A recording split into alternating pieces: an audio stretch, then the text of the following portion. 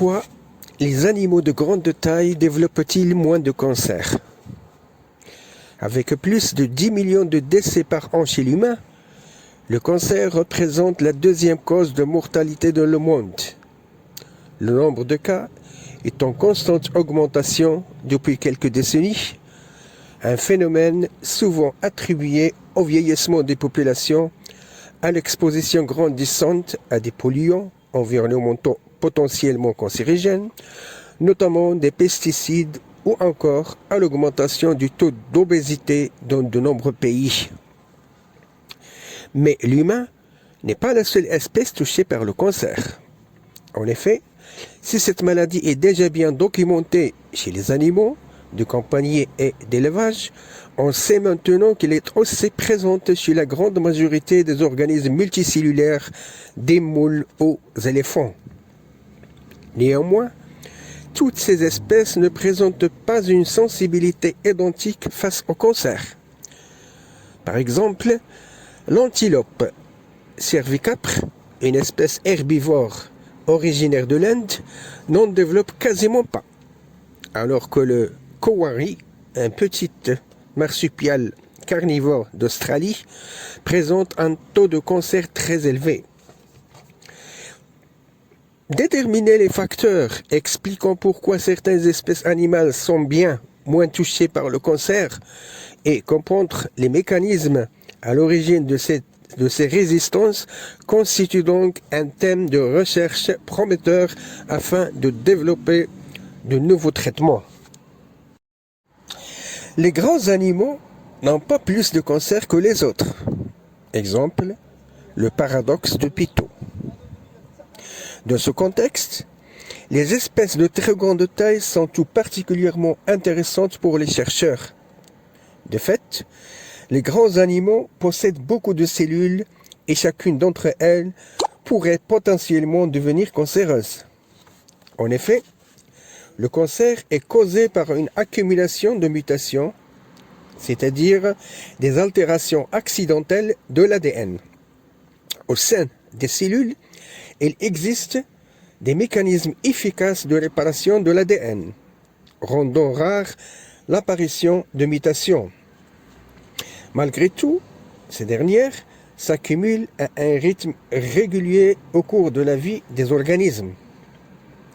Lorsque ces mutations touchent des gènes régulant la prolifération cellulaire liée à la réparation de l'ADN ou bien à la stabilité du génome, le fonctionnement de la cellule peut être perturbé et cela peut mener à une prolifération incontrôlée des cellules qui peuvent alors former une tumeur.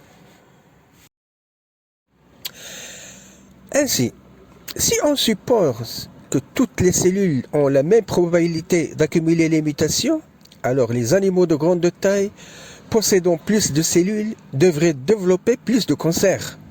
Et d'ailleurs, un schéma que l'on retrouve au sein de certaines espèces comme l'homme et le chien, chez qui la grande taille est associée à une augmentation de la probabilité de développer un cancer.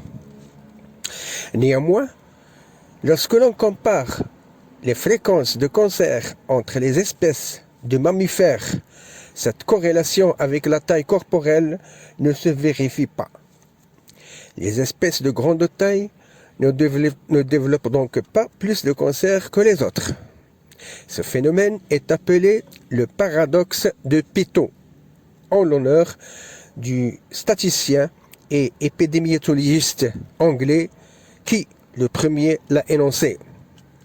Cette découverte suggère donc que l'évolution de la grande taille s'est faite conjointement avec l'apparition de mécanismes de résistance au cancer plus efficaces.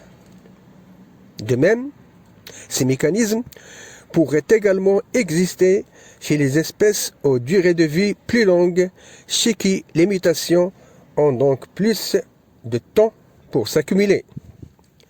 Plusieurs équipes de scientifiques à travers le monde cherchent maintenant à identifier les secrets de ces animaux pour lutter contre cette maladie. L'espèce emblématique associée au paradoxe de Péto est l'éléphant d'Afrique, puisqu'il a été la première espèce de grande taille chez qui le mécanisme de résistance au cancer a été identifié. Le génome des éléphants contient 20 copies d'un gène particulier, nommé le TP53, alors que notre espèce n'en possède qu'une copie. La protéine issue du gène TP53 est responsable de la surveillance et de l'élimination des cellules au comportement anormal. Elle joue également un rôle dans la réparation de l'ADN, limitant le développement des processus cancéreux chez ces pachydermes. Dans le monde marin, c'est la baleine boréale qui illustre encore une fois ce paradoxe, avec un mécanisme de résistance au cancer agissant plus précocement. En effet, ce mammifère qui vit environ 200 ans possède un système de réparation de l'ADN très précis et très efficace pour certains types de dommages. Ce système implique 2 protéines qui limitent l'accumulation de mutations à l'origine de la transformation de cellules saines en cellules cancéreuses. Des espèces de plus petite taille présentent également des mécanismes anti-cancer puissants. Le rat taupe nu, champion de longévité parmi les rongeurs, est extrêmement résistant au cancer. Elle semble posséder plusieurs mécanismes pour limiter le développement de tumeurs. Cette espèce possède par exemple une sensibilité décuplée à la densité de cellules au sein d'un tissu, notamment grâce à une production importante d'un sucre complexe, une forme de très dense d'acide hyaluronique. Ainsi, si un nombre trop important de cellules sont regroupées dans une même zone, ces derniers arrêtent de se diviser, empêchant la formation de tumeurs. Le biomimétisme a été appliqué au monde médical à plusieurs reprises. Cependant, il n'a pour l'instant que peu utilisé pour lutter contre le cancer, qui est pourtant l'une des maladies les plus mortelles. La grande taille est apparue et apparue de nombreuses fois indépendamment au cours de l'évolution, 10 fois rien que pour les mammifères, suggérant l'émergence potentielle d'autant de mécanismes de résistance au cancer. Cette hypothèse est actuellement soutenue par la recherche, puisque pour chaque espèce étudiée et résistante à cette pathologie, un mécanisme efficace a été découvert. Ainsi, en étudiant de nouvelles espèces, il sera peut-être possible d'identifier de nombreux autres mécanismes de résistance au cancer, dans l'espoir que l'un d'eux soit applicable au traitement destiné à l'espèce humaine.